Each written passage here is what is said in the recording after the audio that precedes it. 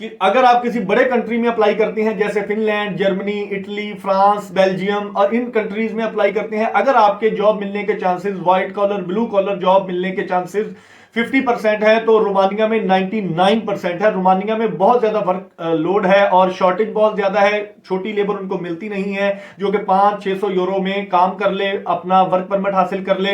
तो आपके लिए ये आइडियल सिनेरियो है। जस्ट एम्प्लॉयर अपनी कंपनी रजिस्टर्ड करवाते थे, कंपनी सिर्फ इसलिए होती थी कि वो लेबर मंगवा सके पाकिस्तानी इंडियंस को वहां पर, दैट्स इट। और उस कंपनी का कोई काम नहीं होता था, वो पंजाबी में कह ले कागजंज कंपनी होती थी, लेकिन एग्जिस्ट नहीं करती थी। पहले शुरू में ये बड़े कामयाबी से लोग काम करते रहे, लेकिन जब रोमानिया गवर्नमेंट को पता चला तो उसने अब ये शर्त लगा दी है, कंपनी का मालिक हमसे राब्ता करेगा, हम कंपनी के टैक्स रिटर्न्स और कंपनी की क्रेडिबिलिटी चेक करेंगे, उसके बाद वर्क परमिट अलाउड होगा, वर्क परमिट पर वर्क वीजा लगेगा और फिर आप जा सकेंगे। अस्सलाम वालेकुम दोस्तों, मेरा नाम हाफिज उस्मान है और आप आइडियल वीजा के प्लेटफॉर्म से मुझे देख रहे हैं। कैसे हैं आप सब? उम्मीद करता हूं आप सब खैर आफियत से होंगे। आज हम बात करने जा रहे हैं यूरोप के उस मुल्क की जिसने पिछले 3-4 सालों में यानी कि कोविड-19 के बाद एशियन कंट्रीज को वर्क वीजाज बांटे हैं, बिल्कुल इसी तरह बांटे हैं, जिसकी वीजा रेशियो बहुत हाई है, बहुत अच्छी है। लेकिन अल्हम्दुलिल्लाह हमारे इल्ला माशाअल्लाह हमारे एजेंटों ने उसके भी फेक वर्क वीजाज और फेक वर्क परमिट्स बेच कर उसकी वीजा रेशियो भी अब डाउटफुल कर दी है। जी हां, आज हम बात करने जा रही हैं रोमानिया की, जो कि अब बाकायदा तौर पर शेंजन जोन का हिस्सा बन चुका है। जी हां, बिल्कुल, रोमानिया ने बाकायदा तौर पर 1 जनवरी 2025 से पूरे शेंजन जोन के लिए अपने बॉर्डर्स ओपन कर दिए हैं।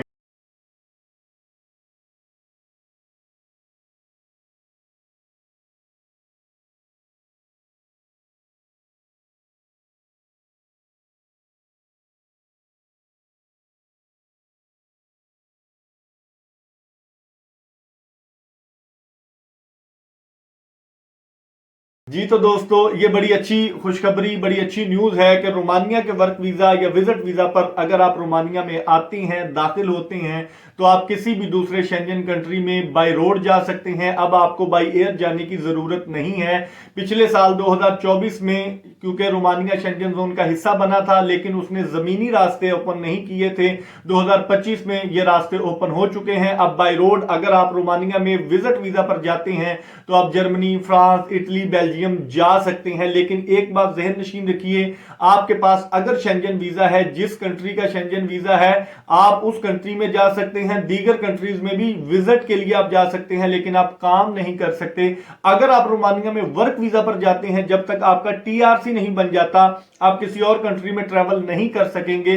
जब आप ट्रैवल करके चले जाते हैं, चले तो जाते हैं, नीचे बहुत सारे लोग कमेंट करेंगे कि जा सकते हैं, बिल्कुल जा सकते हैं, लेकिन आप वहां पर जाकर इल्लीगल हो जाएंगे।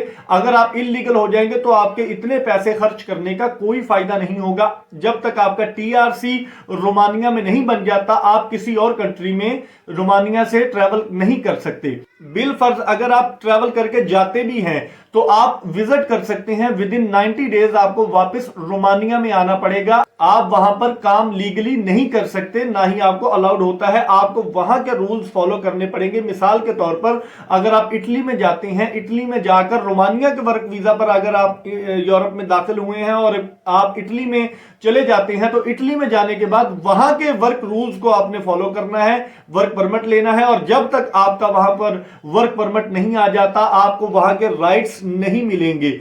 और इस काम में 6 महीने लग जाएं, साल लग जाएं, आपका डे 1 उसी दिन से स्टार्ट होगा जब आप उस कंट्री में यानी कि इटली में लीगल होंगे। आप उस दिन से पहला दिन आपका यूरोप में कंसीडर किया जाएगा। तो आप ऐसा काम ना करें। अगर आप रोमानिया का वर्क वीजा लेकर जाते हैं, मुझे पता है रोमानिया में सैलरीज कम है, 500 से लेकर 800, 850 यूरो, मैक्सिमम 1000 यूरो के करीब सैलरीज होती हैं, बहुत ज्यादा हाई नहीं होती।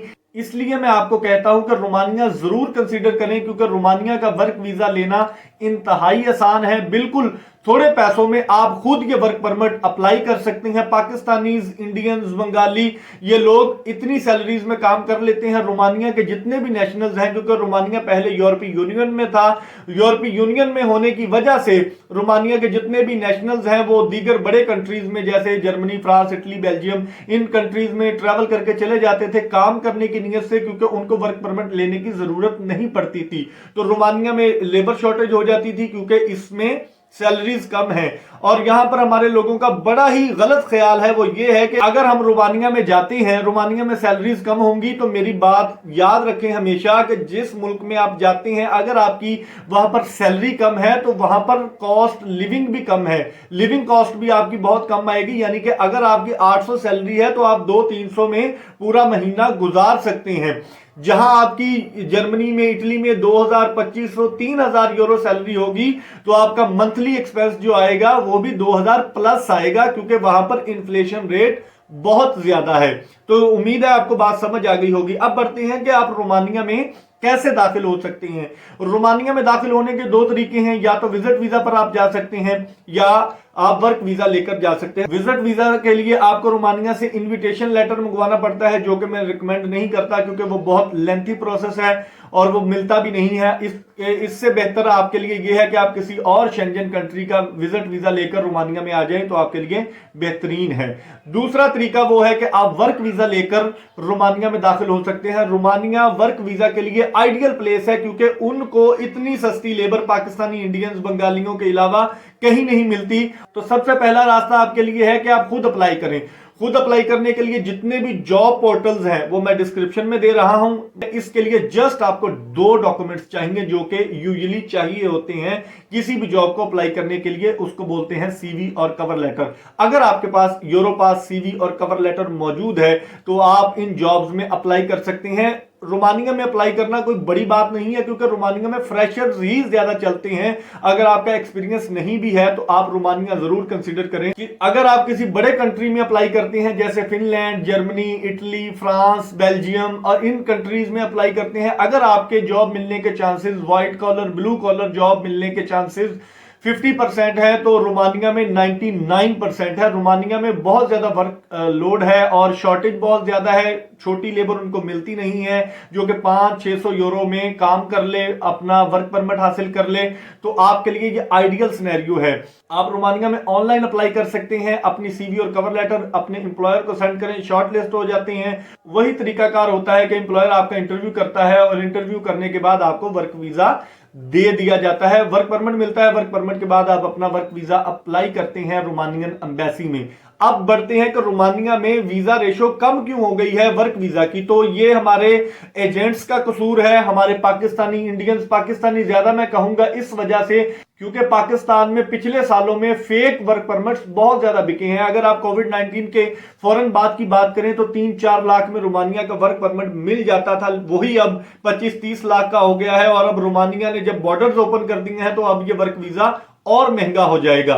तो इसलिए वर्क परमिट बहुत ज्यादा फेक आए हैं। वहां पर क्या होता था कि जस्ट एम्प्लॉयर अपनी कंपनी रजिस्टर्ड करवाते थे। कंपनी सिर्फ इसलिए होती थी कि वो लेबर मंगवा सके पाकिस्तानी इंडियंस को वहां पर, दैट्स इट। और उस कंपनी का कोई काम नहीं होता था। वो पंजाबी में कह ले कागजांच कंपनी होती थी, लेकिन एग्जिस्ट नहीं करती थी। पहले शुरू में ये बड़े कामयाबी से लोग काम करते रहे, लेकिन जब रोमानिया गवर्नमेंट को पता चला तो उसने अब ये शर्त लगा दी है, कंपनी का मालिक हमसे राब्ता करेगा, हम कंपनी के टैक्स रिटर्न्स और कंपनी की क्रेडिबिलिटी चेक करेंगे, उसके बाद वर्क परमिट अलाउड होगा। वर्क परमिट पर वर्क वीजा लगेगा और फिर आप जा सकेंगे। जिस कंपनी की एग्जिस्टेंस मौजूद नहीं होगी, इस वजह से वर्क परमिट पर वर्क वीजा नहीं लग रहे, क्योंकि वो कंपनीज या तो कागजों में है, सिर्फ वो एग्जिस्ट नहीं कर रही, या वो कंपनी के टैक्स पेड नहीं है, वो कंपनी टैक्स पूरा नहीं दे रही, जिसकी वजह से उसके एम्प्लॉइज को वर्क वीजा नहीं जारी किया जा रहा। तो वजह समझ में आ गई। आपने जब भी अप्लाई करना है, यूं तो आप जब खुद अप्लाई करेंगे तो आपको डायरेक्ट जब एम्प्लॉयर इंटरव्यू करके वर्क परमिट देगा, इट मींस कि वो लीगल है, वो सही है, क्योंकि वो आपसे कोई 20 लाख 25 लाख नहीं मांग रहा, वो आपको डायरेक्ट वर्क परमिट दे रहा है। तो उसमें किसी किस्म का कोई मुजायका नहीं है। इसलिए मैं कहता हूं कि खुद वर्क परमिट अप्लाई करें, खुद वर्क वीजा अप्लाई करें। आपको किसी एजेंट को, इसमें जरूर सब्र का पैमाना आपका लबरेज हो सकता है, क्योंकि डेली बेसिस पर 1-2 घंटे इसमें अप्लाई करना पड़ेगा। एक दो दिन हम अप्लाई करते हैं, फिर मुझे मैसेजेस आते हैं कि भाई हम अप्लाई कर रहे हैं लेकिन हमें जवाब नहीं आ रहा एम्प्लॉयर का। तो मेरे भाई कंसिस्टेंटली आपको डेली बेसिस पर 1-2 घंटा अप्लाई करना पड़ेगा, इंशाल्लाह आपको जवाब आ जाएगा। और सबसे बड़ी बात कि आपके पास सीवी और कवर लेटर एटीएस अप्रूव्ड होना चाहिए, क्योंकि उधर लाइन लगी होगी सीवीज की, आपकी सीवी शॉर्टलिस्ट होगी तो ही आपको इंटरव्यू की कॉल आएगी। That's it. ये मैंने आपको आखिरी और पिन पॉइंट बता दिया है कि एटीएस अप्रूव्ड। आप गूगल पर, आप यूट्यूब पर, चैट जीपीटी पर जाकर सर्च करें तो आपको पता चलेगा कि एटीएस क्या होता है। अपनी सीवी खुद तैयार करें, प्रेफरेबल यही है कि खुद तैयार करें। अगर नहीं कर सकते तो आप हमारी सर्विसेज ले सकते हैं। अगर आप खुद तैयार कर सकते हैं बहुत अच्छी बात है। जहां पर आपको मेरी हेल्प चाहिए मैसेज करके आप पूछ लीजिए, मैं आपको रिप्लाई दे दूंगा इंशाल्लाह। और अगर आप हमसे बनवाना चाहें तो नॉमिनल से चार्जेस हैं, हम खुद आपको एटीएस अप्रूव्ड कवर लेटर और सीवी विद इन 1 डे आपको बनाकर प्रोवाइड कर दी जाएगी, जिस पर आप यूरोपियन कंट्रीज में जिस मर्जी कंट्री में अप्लाई कर सकेंगे। दूसरा तरीका वही है कि आप किसी अच्छे एजेंट से इसका वर्क वीजा ले लें, वर्क परमिट ले लें। और वर्क वीजा की जो कॉस्ट इस वक्त चल रही है पाकिस्तान में वो तकरीबन 25 से 30 लाख है, क्योंकि रोमानिया में बेशक सैलरीज कम है लेकिन रोमानिया के शेंजन जोन में आने की वजह से इसकी कॉस्ट बहुत ज्यादा बढ़ चुकी है। तो उम्मीद करता हूं आपको सारी बातों की समझ आ गई होगी। मैं फिर दोहरा देता हूं, सबसे पहला आप विजिट वीजा पर जा सकते हैं, किसी शेंजन वीजा पर जाएं, रोमानिया में ट्रैवल करके जाएं, इजीली आपको जॉब मिल जाएगी, no problem, not a big deal. दूसरी बात मैंने आपको बताई कि वर्क वीजा पर जा सकते हैं, प्रेफरेबल यही है कि खुद अप्लाई करें, जस्ट सीवी और कवर लेटर बनाएं या बनवा लें किसी से और अप्लाई करें। और अगर आपके पास ये सारी चीजें नहीं हैं तो आप किसी अच्छे एजेंट से, अपने ताल्लुक वाले से जिस पर आपका एतमाद हो, उससे आप ये बाय कर सकते हैं वर्क परमिट। आप उसके साथ डील करें, निगोशिएशन करें, टाइम टेबल तय करें। टाइम टेबल मैंने आपको बता दिया, विद इन 1 ईयर ऑलमोस्ट 8 महीने 9 महीने तो रेगुलर लग रहे हैं ना रोमानिया के वर्क वीजा के लिए। तो आप वो अप्लाई कर लें, इंशाल्लाह अल्लाह ताला आपके लिए आसानियां पैदा करे, अल्लाह ताला हम सब के लिए आसानियां पैदा करे। अपने मेजबान हाफिज उस्मान को कल तक की वीडियो के लिए इजाजत दीजिए, दुआओं में याद रखिएगा। अल्लाह निगहबान।